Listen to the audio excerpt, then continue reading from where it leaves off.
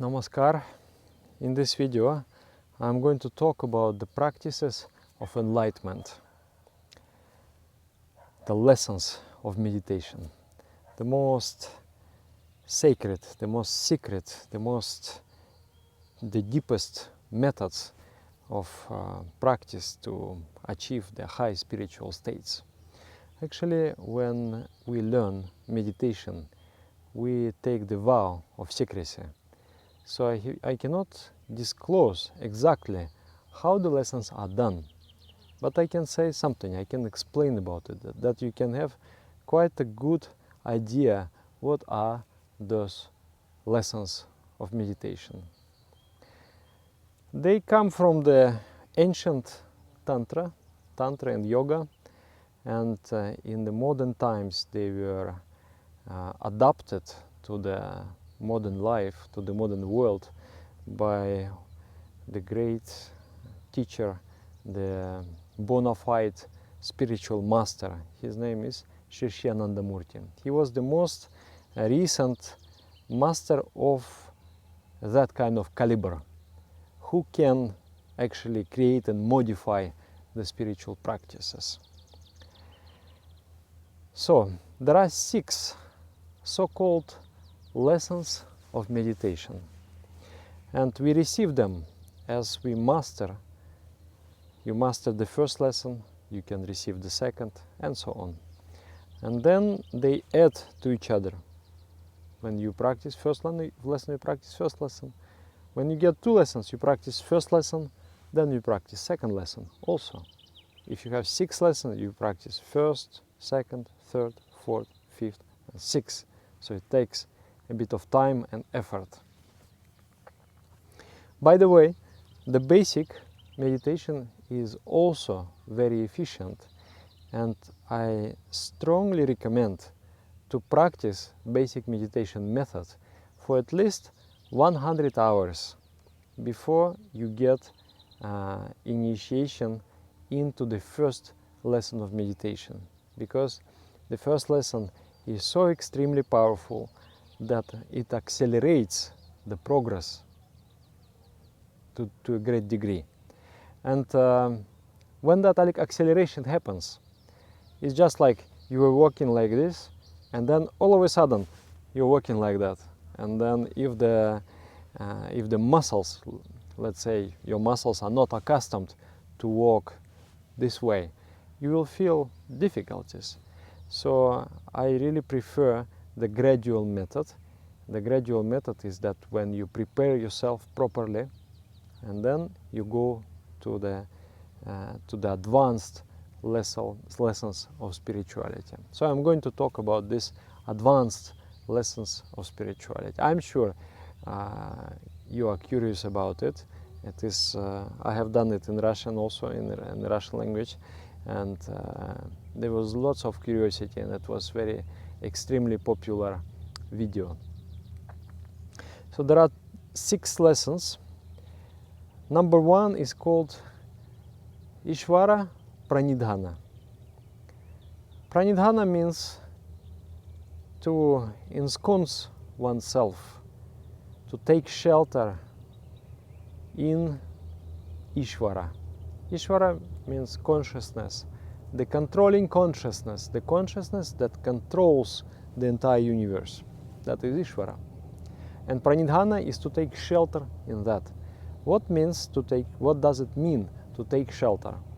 It means that we have so many shelters, Shelter is something that gives us a feeling of security and feeling of happiness. So we have so many shelters. Money is the shelter, house is the shelter, friends is the shelter, health is the shelter, intellect is the shelter. And then, but all those, they are of temporary nature. So they cannot give neither lasting security nor lasting happiness. Just like money. Money is nice to have, but it comes and goes, It cannot give lasting shelter, lasting security, and lasting happiness also. So Ishvara Pranidhana, I would dare say that it is a scientific process of the transformation of the mind. When the mind withdraws its needs from the material world and becomes dependent exclusively in the inner world, you depend on the inner world. You depend on your spirituality, which cannot be taken away from you. And that gradual process of shifting from being a materialist person and that gradual shift in the psychology towards the saintlyhood is called Ishvara Pranidhana. How this lesson is built? There are processes which are called shuddhis. Shuddhi means the process of purification. 3 shuddhis are there. Bhuta shuddhi, purification from the created universe, from the material existence, from the external world. Then there is asana shuddhi, is the purification of the seat. There is a seat of the mind. What is the seat of the mind? The seat of the mind is the body. So purification of that seat and concentrating the mind in the particular spot in the body, that is called asana shuddhi. And then there is also chitta shuddhi, purification of the mind. There are thoughts, vrittis, waves, fluctuations in the mind. So the process which purifies that, suspends the mind, concentrates the mind, and leaves only pure I feeling, that is called chitta shuddhi. So those are the 3 shuddhis. Then there is a process of japa kriya, and then there is process of dhyana kriya. The lesson starts with the japa kriya. Japa kriya is when you recite the mantra just mechanically. You recite the mantra and the vibration of the mantra strikes the sleeping energy within you and makes your spiritual potentiality awaken. And dhyana kriya is also the repetition of the mantra, but in that repetition you catch, you grasp the inner meaning of mantra. Therefore, it is not a japa, a recitation or repetition, it is dhyana or contemplation. You start to contemplate. So the goal of the entire Ishvara Pranidhana, of the entire first lesson of meditation, is to enter into the state of dhyana, into the state where you contemplate deeply on the cosmic idea of the mantra, and finally reach the state which is called savikalpa samadhi.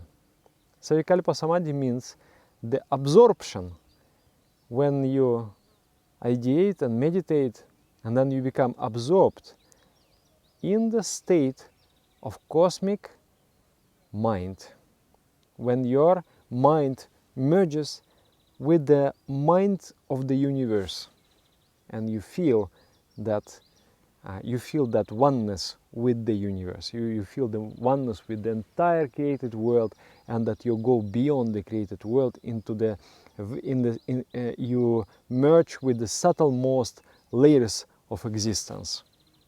So that is the goal. Why the mind has to be withdrawn? First, the mind has to be withdrawn. As you think, so you become. As you think, so you become. That is the general law of the mind. The mind depends on the objects. If the mind is connected with limited objects, the mind becomes limited.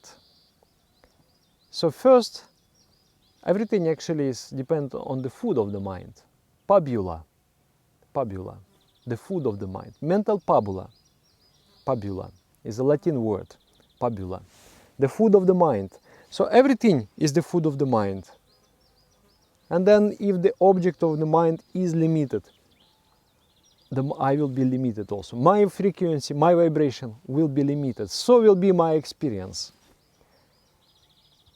So actually, our environment forms us. Where we make relationship with objects around us, and those objects, they make us who we are. So in meditation, we need to withdraw the mind from the objects, from the crude objects, and connect the mind to the infinite object. It's just like you are starting off, you are going across the sea, so you need to lift the anchor. Otherwise, your engine may be very, very strong, but you are not lifting the anchor, and the ship will not be able to move. So maybe your mantra is very, very strong, but you need to lift the anchor, you need to go beyond all the attachments and all the objects. So there will be three processes. One process is called Bhuta Shuddhi. You withdraw your feeling, your awareness into the body. For example, I'm sitting now here and I'm hearing some insects, some mosquitoes flying around me. I hear that, I'm aware of that, and there is a river. So I'm feeling a certain setup, and I'm influenced by this setup. This is not bad setup, it is a good it's a good one. I'm sitting in the nature, I'm enjoying the nature. And if I'm sitting in the city, in the marketplace, somewhere, I'm affected by that also. So I will withdraw into my body. I will take my attention out of the external world and bring it to my body. There is a specific process, I cannot disclose that process. There is a special technique how to do that. After that technique is done, you are feeling that the world has disappeared. There is no world anymore. And your entire being, your entire existence is in the body. And then that's called Bhuta Shuddhi. Bhuta means created universe, the elements, the factors of the universe, such as water, such as air. And then there is Asana Shuddhi. Asana Shuddhi means asana, this is asana. This one type of rag, I'm sitting on it, my space, my place. My place for meditation is called asana. Asana also, it is an exercise.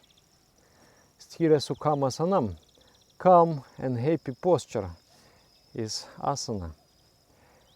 But in this context, asana is this, the seat.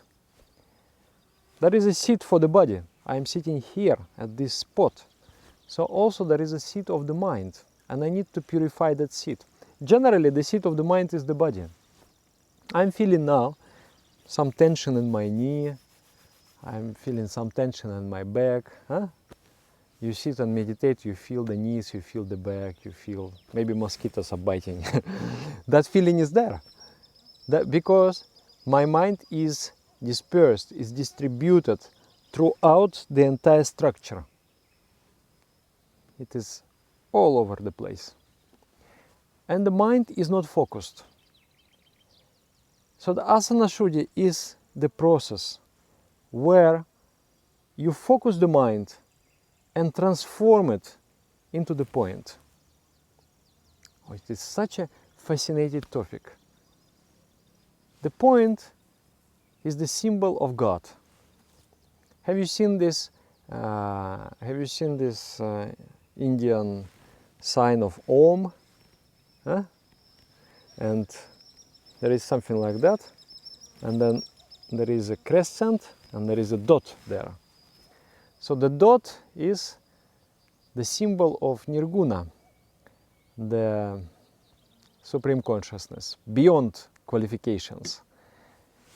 And then this A, U and Ma is the processes of creation, creation, maintenance and destruction. And then there is this crescent moon, that is the symbol for the guru, the personality who is beyond two worlds. He is present in the physical world, but his soul, his spirit, is merged with the ocean of infinite, unqualified consciousness. So the dot is the symbol of the highest realization. Everything comes from the dot. Everything comes from the singularity, singular point. Just like our universe, the Big Bang theory, there was a singularity, incredibly dense existence where the space and time and matter, everything was packed in just one singular point. So from that singular point, the creation starts, it bursts forth. So in yoga, there is a opposite approach. You withdraw yourself into that singular point, and that point is it is chosen individually by a trained acharya or teacher of meditation. So that point, first of all, it is asana shuddhi. You withdraw yourself from the entire body and you bring yourself into one singular point. That point has to be in the pure spot in the body. This point is the border from where the sentient domain, the pure domain starts. From here to here is called sattva guna. Sattva guna dominated area of the body. So it is the pure land in our body. Here and below, the tamasic and rajasic energy is there. So the mind has to be located in the pure area of the body. It has to be located in such a point where the conscious, subconscious and superconscious mind can be controlled and suspended. Imagine there is a projector and there is a projection. So whatever I see now, what is it? It is my consciousness coming in touch with the grass, with the tree, with the river, with the sky, and therefore the river and sky and the grass, everything appears in my consciousness. So from the singular point of I feeling, everything takes existence. Actually, nothing would have existed if I would not have existed. At least for myself, I don't know for others, but at least for myself, my reality, my world springs forth out of the singular point of I feeling. And sometimes I feel myself weak, I feel myself incapable, things like that. But I'm creating the entire world. If I will withdraw my attention from the external object and focus the entirety of that energy in one singular point, you can imagine what type of power you will feel. It's just like you take the lens and you focus the rays of the sun. What will happen? The lens will ignite the paper. Similar thing happens when we meditate and when we concentrate our mind totally, entirely. When you are concentrating in the point, there will be a feeling of great power. You sat in meditation, you were very tired and you were very sluggish and you are not inspired. But then you are doing these processes, prescribed processes, according to a particular technique the processes of concentration of the mind, the process where you withdraw the mind. The mind was everywhere, now it is in the body. Mind was everywhere in the body, now it is only in one point. So you're withdrawing, you're focusing that energy, and when that energy is focused, then you feel great feeling of energy. So that is done in a process which is called asana shuddhi. And you purify the seat of the mind in one very, very special place of the body, which will be indicated to you by a competent spiritual teacher. At this particular space, you will be concentrating. In that pure most space, you will be concentrating. And there, by concentrating, by focusing on that dot, you can already go into the state of savikalpa samadhi. So that is one. Then, so you withdraw from the external world, you withdraw from the body. Then the final stage will be there. The final stage is called chitta shuddhi. Chitta shuddhi is to purify. Chitta means mind. The mind. It's like a screen of the mind. I see the hand. I see the hand. I see the hand. There is a subject, I. There is a seeing, the ego feeling, and the hand, the feeling of objectivity. So the portion of my mind will assume the shape of the hand, and I will see the hand. How do I see the hand? Because the rays of light, they reflect and refract in my retina and create waves and vibration in my nerves, and finally that vibration is carried to my brain and creates the image in my mind. So that particular portion of the mind where the image is created is called chitta. And that chitta is not pure. Actually, in the beginning we don't realize. We feel that, oh, I'm pure. I ask people, can you stop thinking? They say, yeah, I can do. For how long can you do? I can do for 30 seconds, maybe for 1 minute I can do. Actually, the advanced practitioner will say it is extremely hard not to think. When you get into the habit of observing your own mind, you will find that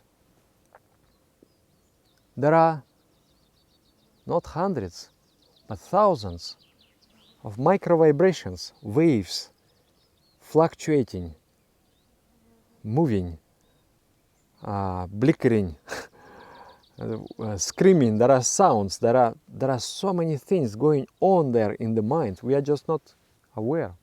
And they are automatic vibrations. They are karmic vibration. That's why they are not being under control. They are not controlled by us. They are not produced by us. It is the waves created somewhere in the past in the process of action. And thus, it's just like you set the pendulum in motion and it goes on. So by some action you set a certain vibration in your mind in motion, and they go on and on and on.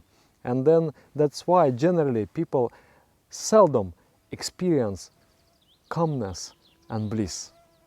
So chitta shuddhi means to finally quiet all thoughts.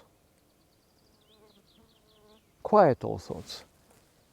And be in a feeling of I exist only. There is no world. There is no body. There is no mind. So that is the liberated mind. Now the potential of the mind has been liberated. Now the mind can go and become whatever it likes to be. Once you have untie yourself from the object, now you can decide your destiny, what you will become, and what you will think, so you will become. But what should we become? Should I become something like this, or like this, or like that? How big should I become? how elevated should I become? Should I become this big? Or should I become infinite? So the final idea, once first there has to be preparation of the mind. There has to be preparation of the mind, purification of the mind. Then there has to be the desire. You are moving from the material world to the spiritual world. And it's just like there is no connection. There is no connection. And to jump from whatever we have seen through the organs. The eyes, ears, those windows and doors to the external reality. And we have seen everything in three-dimensional space and time. So now we need to grasp something which is beyond our imagination, which is completely beyond our idea, which is called bhavatita in Sanskrit, beyond thought. So to grasp that, I cannot actually think about that, I cannot conceive it. That's why there will be a vehicle for conception, and that vehicle is called mantra. Mantra is something which has been charged by powerful, mighty personality. That powerful personality is called Guru or Mahakaula, Mahasambhuti, the great incarnation of consciousness, the person who are born with enlightened existence. He is born cosmic. Such gurus have existed in the history of humanity. And during their existence, they created the sounds which they charged with the idea and energy. They charged with the energy. So when you repeat that sound, actually there is a vibration in the universe. It's very interesting how it is. But when the guru creates the mantra, there is a vibration created in the entire universe, in the entire cosmic consciousness. It's like, that there is, human collective unconscious, and there are, stories, archetypes, everything there. And without that, we cannot create even the art, literature. To create it successfully, you have to connect to that vast area. So, similarly, the guru creates change in that sublime strata, and the mantra exists there as a vibration. And when you receive the mantra, you start to attune your mind with that wave, which is existing.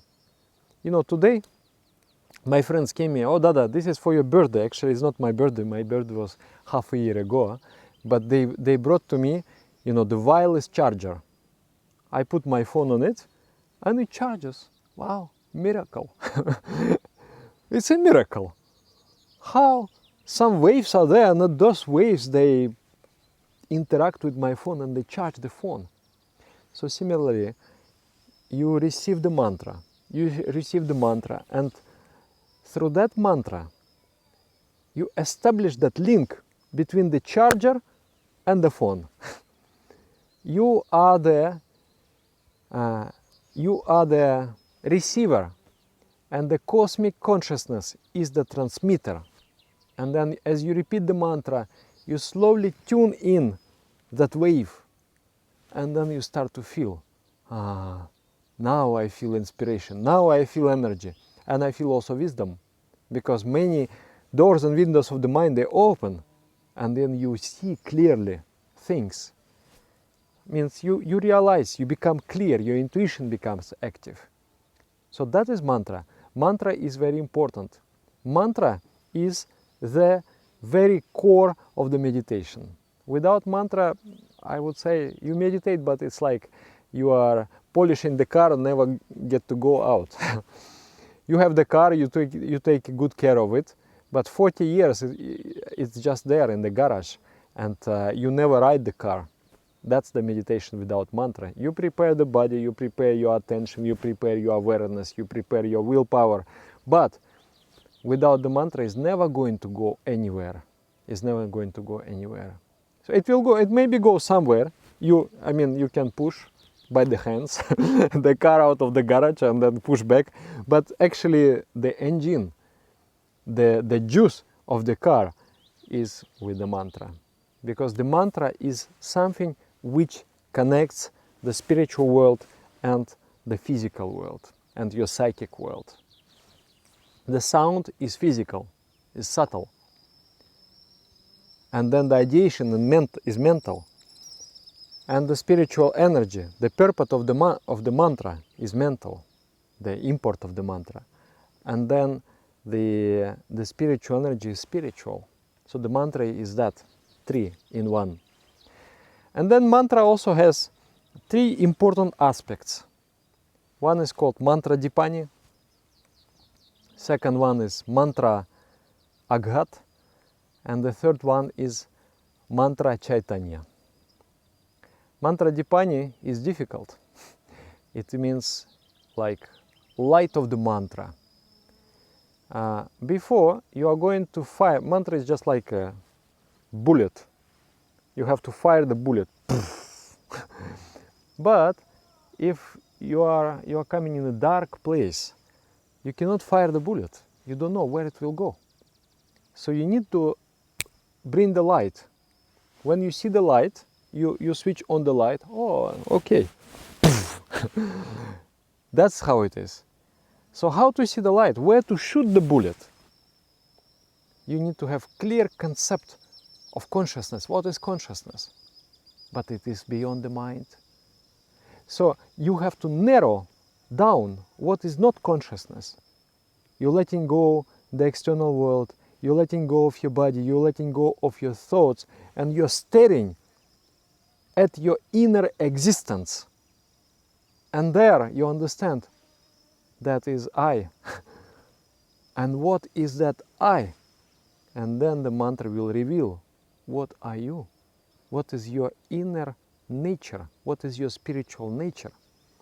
So that narrowing the scope of attention, when you come to see, not narrowing, you can say narrowing, or you can say expanding. It's just like you are moving from the physical vibrations to the spiritual infinite wave. So through that process that I just described now, shuddhis, the processes of purification, you purify yourself from the physical vibration, and you now stare at the spiritual vibration. You are there. You are in touch with the spiritual existence. Then, from there on, there will be mantra aghat. Mantra aghat is the repetition of the mantra and the sound of the mantra. Just like there is a lock and there is a key, so similarly, in the backbone of the spine, there is a energy, divine energy. In one hand it is divine energy, in another hand it is called the force of the fundamental negativity. This is the point of the fundamental positivity. And in the coccyx is the point of fundamental negativity. It means the consciousness has been crudified to the greatest extent there. And when that energy there, that's why it is called the energy of the fundamental negativity, is in the crudest form. It is in the sleeping form. That's why it is a sleeping divinity. Potentially, if it wakes up, it becomes divine and it makes you divine. But when it is sleeping, it is called the jiva bhava, the life existence, the flow of life is an animal form. I may read so many books about spirituality, but if I have not managed to awaken that sleeping divinity within me, those books is nothing. It's just intellectual. There is no experience, there is no taste of spirituality. So it is very important to unlock that energy, to let it awaken. But it's not going to awaken. You hit it like this. Hey, awake! And she's like, who are you? You're nobody, please don't disturb me. So there has to be somebody. That's why I say it is very important to get the very proper mantra from a proper source. There has to be powerful guru who gives the mantra, either personally or through the media of Acharya. For example, I initiate people in meditation, but I don't initiate from my own name. When I give initiations, it's the connection done to my guru, whom I consider really, not only consider, but I experience, I realize as a bona fide spiritual master. So, with the energy of the guru, with the force of the guru, that sleeping divinity in you is going to be awakened. And the sound is an important thing. When you listen to that sound, I actually experience this when I initiate people, when person gets the sound, and I say, okay, now you sit and repeat. Then I will see he will be smiling. It's like, I say, okay, now you can open the eyes. Enjoying. Because the sound is awakening that energy. Is awakening. It's a beautiful thing. It's just from one moment to another moment, you are a different person. You were sleeping. You were a sleeping, living being, walking, talking, eating, but sleeping. You were not spiritually awake. That vast domain of spirituality was totally absent in your life. It was completely hidden. You would not believe that it exists. You thought that it is, religious people, they create stories. But from that moment, when you receive the mantra, when you use this key and the energy gets awakened, you get awakened. You're a different person. From that moment on, the process of accelerated development, of accelerated evolution starts. Some people, they feel something during initiation. Some people, they don't feel.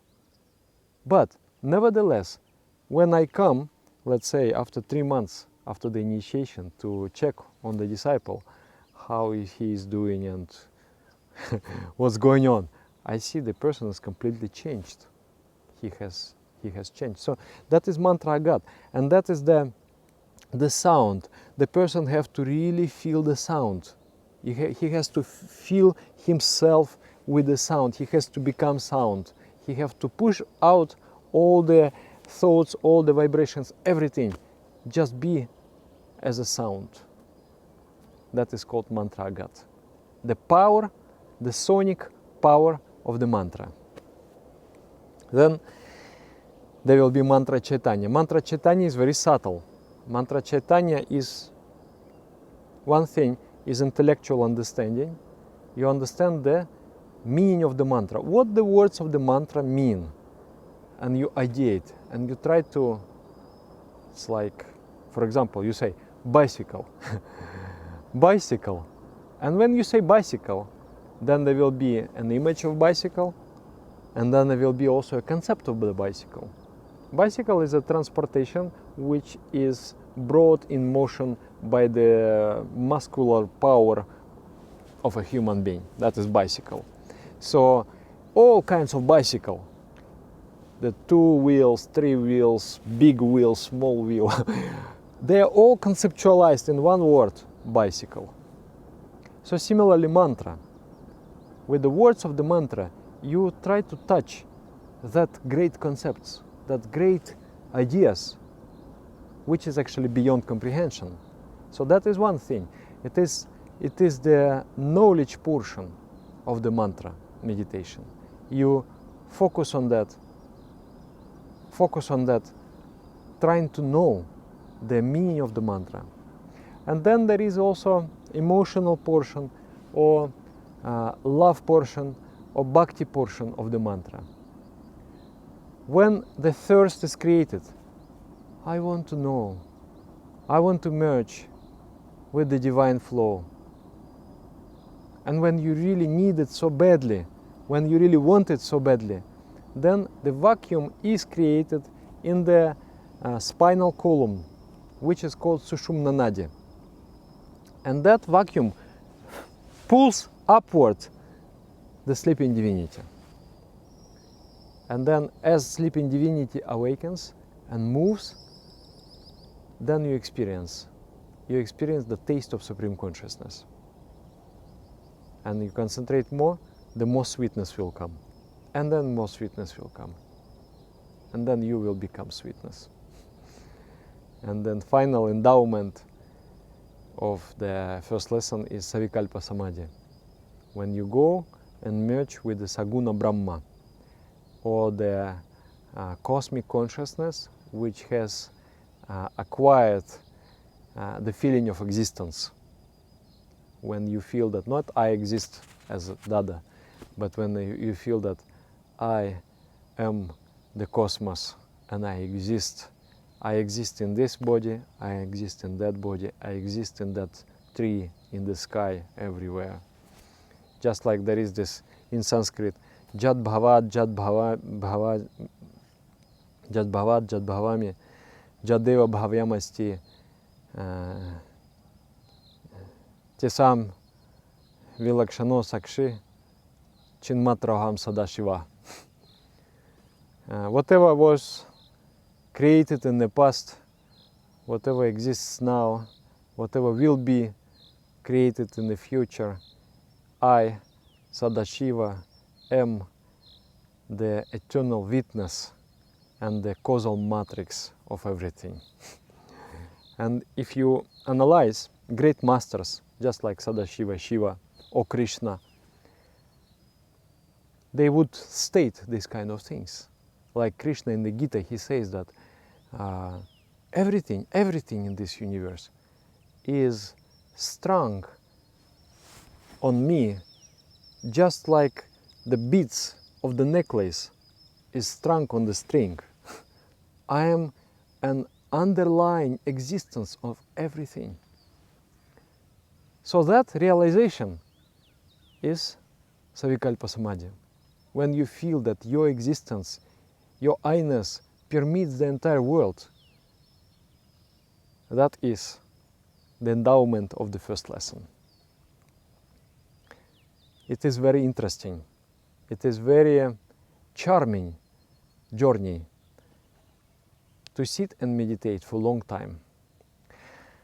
Apart from that, the first lesson of meditation, which is called Ishvara Pranidhana, depends on another two things. One thing is asana. Asana is certain postures of the body. I want to control my thoughts, but they run uncontrollably. Why? Because of imbalanced hormonal secretion. Some people, they feel fear. Some people, they feel lust. Some people, they feel greed. We all feel that. And then it comes due to secretions of the hormones. And when we pressurize glands, when we stretch the glands, when we twist the glands, when we massage, we give the inner massage to those organs, we are able to tune the body to the state of the art. And then there is exact secretions of those hormones. And the result is that you feel yourself very peaceful and you feel that you are in control of your emotions. So that's why asanas are also very important supportive practice for the meditation. You can progress with meditation alone. You can purify the body and mind with meditation alone, but it will take maybe 10 times, 20 times longer time. And with the asanas, you do the asanas, immediately the situation of the body changes and your meditation immediately changes. And then another very, very important thing. As I say, the mantra is not just a sound. The sound is the way to get to the mantra. The mantra vibrates in the cosmic consciousness. It is a universal wave with which you connect. And that wave, it is also everywhere. It permeates the living world.